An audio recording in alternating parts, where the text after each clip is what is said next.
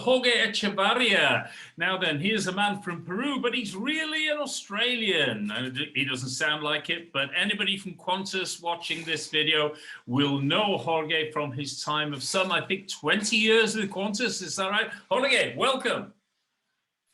Well, thanks for coming into my quarantine room here. I don't yeah. Any visitors, so it's a privilege to see you here today. It's my last day of confinement. I leave tomorrow, but it's been good, thank you. Yes. Yeah. Now, I do have quite a few friends. Now, I know that's a shock to a lot of people that I've got any friends, okay, because I keep on upsetting them. But I have heard from some friends who happen to live in the office on the other side of you, okay? And they do say, for a guy your age, naked, you're not bad looking. we exchange selfies with the neighbors on the other side of the road. But so where are you? You're in the 4 Point Sheraton. Where's that in Sydney for people who don't live in Sydney? It's the 4 Points by Sheraton Central Park in Chippendale. Okay, right.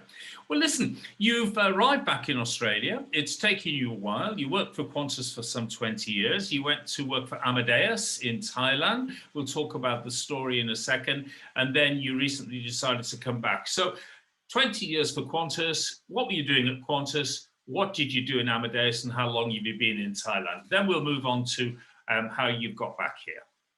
Okay, with Qantas, I started off at reservations in Brisbane when they moved to Adelaide Street to the new contact center. And then I spent probably 3-4 years at a contact center, moved on to Sydney then to work in ticketing in a 24-hour ticketing office. From there, I moved on to be trained in programming the code behind the reservation system. Wow, okay. Yeah. Then I became part of the IT team, and that's where I spent probably the last 15 years working. Wow. On okay. Different role. And then you moved to Thailand, to Amadeus? Yes, my last years with Qantas were I was working as an Amadeus SME, as a subject matter expert, and then I had plans to move to Thailand. I had met someone, I had family there, so then I got an offer to take a job in Bangkok, working for a European team, working in service delivery. So still with Amadeus though, yeah? But this was with Amadeus. Yes, yes. It was a new role, and I spent 3 years in Bangkok working for them until the pandemic impact started causing trouble for everybody across the world. So this would have been what, about March 2020, something like that? My role ended in November 2020. Okay, so you had that period, but then it was starting to go pear-shaped in Thailand. The numbers were fairly low to begin with, and then they went pretty astronomical, didn't they? That's right. I guess the impact, my role was impacted because I was part of a European team, and every team had to make some reductions, so therefore they had to let me go. You were the one to go. And now, is there any reason why you didn't try and get a job in Thailand? Well, I did, but it wasn't as easy as it was in the initial instance, because at that point, every department was actually cutting down on numbers on getting new people on board was really hard. Really hard, yeah. Okay, so then you decided that coming home to Australia was the best answer for you. So what's the process that you went through? I mean, you mentioned to me just before you started getting emails with expressions of interest. Tell me a bit about the process and how easy or difficult was it? Okay, when I started getting the emails back in March, the email would basically ask you to choose a set of dates within a month, like the coming months, or you could tick the option of I'm interested, but not right now, not ready to travel right now. So I was picking that up. These emails are coming from who? From the embassy, the Australian embassy in Okay. Bangkok. Okay. Okay, so as we got the emails in March, April, when by the time it got to May, I had been, without a job and sitting in my 40 square meter condominium in Bangkok, not going anywhere because Yeah. it wasn't safe to go out. And I also worked after hours on a music documentary project, but all of that stopped as well because live entertainment and everything was actually shut down. So Yeah. then I speaking to the family, I decided that rather than sit at home and wait, maybe I should come to Australia, find a bit of work and get vaccinated, go through the process. And depending on how things go here, maybe, choose between bringing the family or waiting a couple of years and then go back. Yeah. So how straightforward was the process? I mean, you got these emails and then you were indicating to them, look, I do want to come back. By about June, you were doing that, weren't you? Yeah. So was it fairly straightforward, and were they able to give you some fairly good deadlines about what was going to happen? To me, it was, but I can understand because I joined a couple of groups on Facebook of Australians, desperate to get home and struggling to actually, with the whole concept of getting an email and then packing everything up and then leaving within 7 days. It's not an easy concept, but no.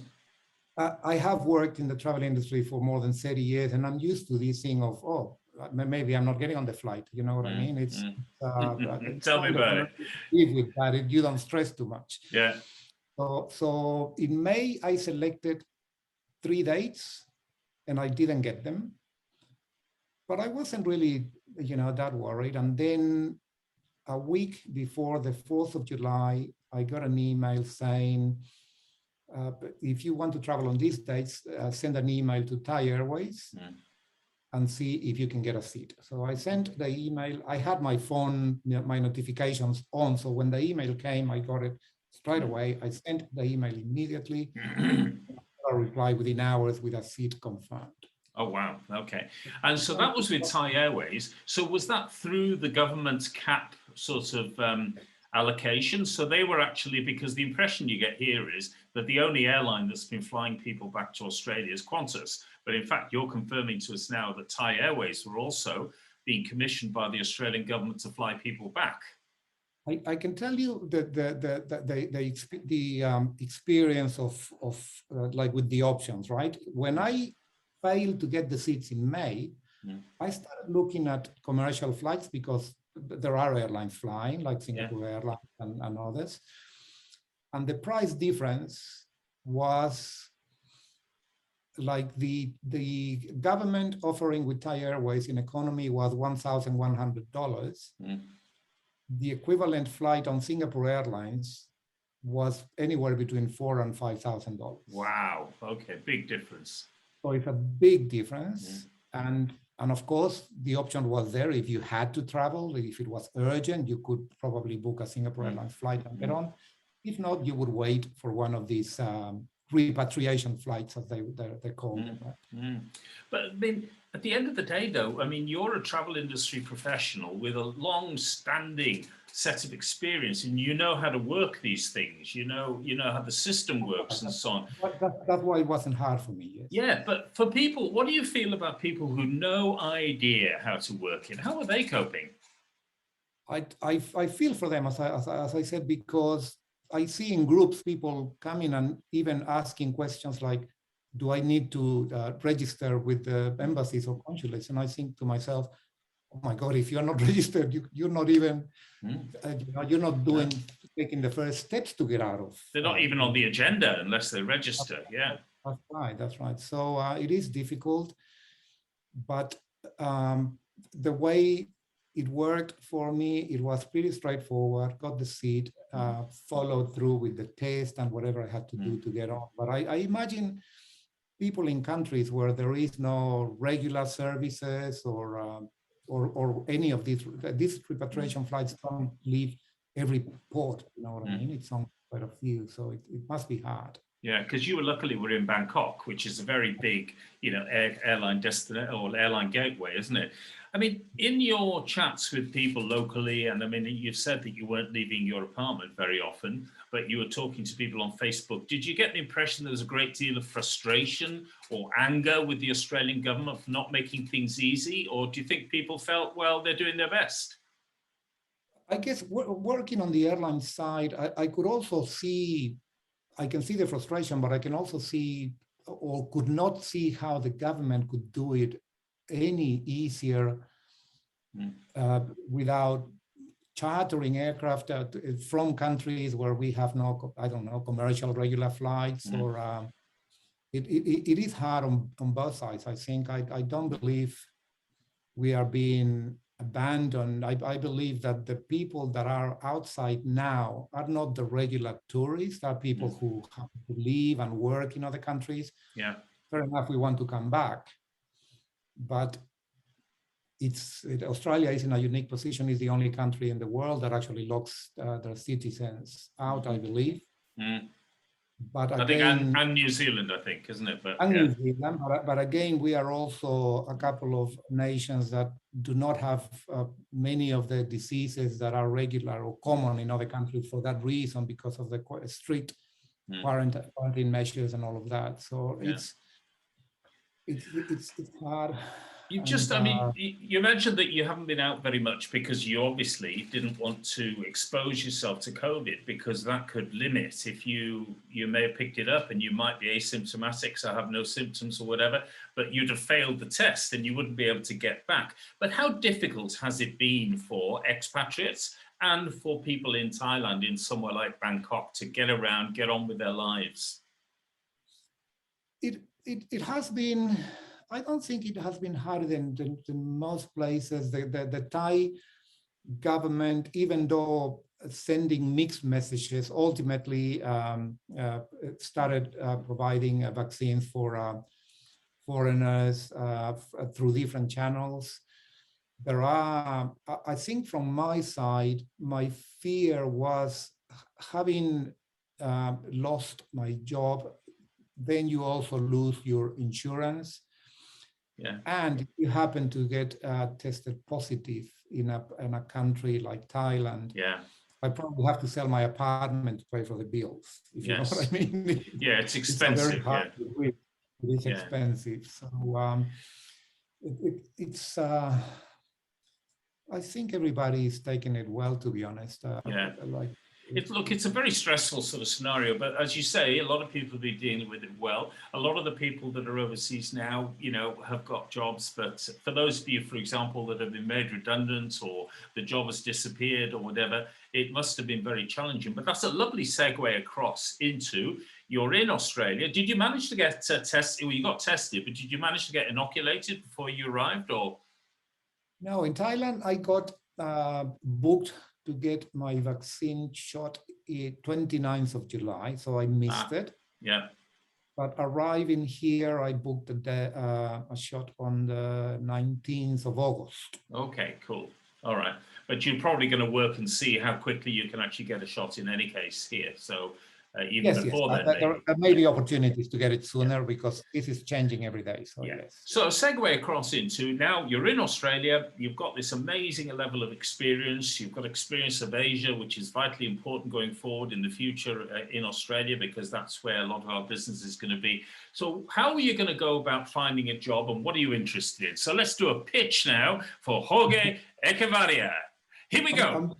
I'm sure there are airlines, travel businesses, hotels looking for highly skilled, experienced travel professionals. There is something that we talked about at Amadeus right in the middle of the pandemic at the beginning, and it was that customers wanted to, whatever the case, they wanted to be ready for the rebound. Yeah, the reopening. The rebound is coming. And nobody wants to get caught out with no experienced staff, no resources. So some companies are actually preparing slowly and getting ready for that rebound, which is going to be very, very busy. And your space is in the technology side of things with the GDS systems, the reservation systems, the connection, the integration of hotel and airline systems and all that sort of stuff, yeah? That's right. That's right. It's a combination of travel experience before the airlines with inbound, outbound, travel, wholesalers, airport. So airlines, travel businesses, cleaning companies. I'm ready to do anything to get busy. And Good man. Look, I admire you. And I mean, I admire your enthusiasm and your humor in such difficult circumstances. It's not been easy, but look, thanks for telling us your story today. And I'm sure there are people out there who will know you. Will say, oh my goodness me, Jorge, where's he been? Well, he's been in Thailand, guys. And this man over there, sorry, is now looking for a job. So let's make sure that we get him employed in the industry, which obviously has been suffering. The industry's really had a challenging time. But you're quite right. There are some great companies now moving forward positively in Australia on the basis that things will open up. I mean, there was some very good news this week with the Canadian cruise business opening up, which is great. And that will make the Australian government sit up and think, oh, hang on, if Canada, which is a very conservative country, opens up cruising, then, you know, maybe we should be looking at Australia opening up cruising, because they haven't been really looking at it. It became apparent this week. But again, with aviation as well, because, you know, as you have just said, there are flights coming in and out of Australia. And there remain flights coming in out of Australia, although it's impacted on them in the last week or so about the cap, the reduction in the caps. And so, I mean, I was surprised to find up until recently, I think, and even now, there are 5 flights a week with Emirates into Brisbane. So these airlines are flying in here. Yes, they're flying a lot of freight, but they're carrying a lot of people out who have exemptions, and they still need the systems to be able to do that. So going forward with the opening, they're going to need people that understand systems. And Jorge, you're going to mention something. Yes, I wanted to mention that reading the cap reduction, the last email, in fact, the email that I got with the offer for my flights confirmed that this Thai Airways flight was increasing from once weekly to twice a week. Okay. So when you read that reduction of the caps, you also read that we are increasing the repatriation flights. Yeah. I don't know exactly if the government is balancing the commercial flights reductions and increasing the repatriation. I don't know how that works. Yeah. But if you are, for example, in Thailand, you have more opportunities to leave now than you did before. You did before. Okay. Yeah, look, like only 40 people on board. So that's the number. That's how they leave every week. Yeah. Between 29 and 49 passengers. Wow, plenty of space on the aircraft. So I don't suppose for a moment they put you all in first class, did they? That'd be nice, but there is this weight and balances thing that you know, it doesn't work like that. Yeah.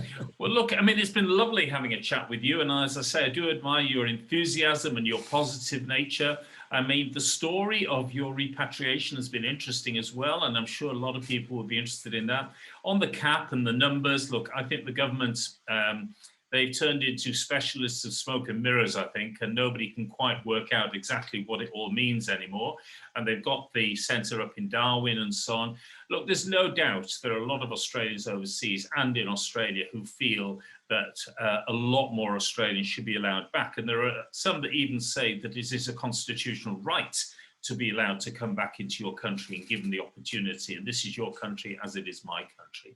But most importantly now, is obviously finding a job for you. So anything we can do to help, and anybody who's watching this from Global Travel Media can do to help, it's Jorge Echevarria, and his email address will appear in a second on the bottom here, okay? So you can make sure you contact him and he'll be around looking for a job. So Jorge, thank you very much for your time and very best wishes. Thank you so much. You're welcome. Take care now. Thank you.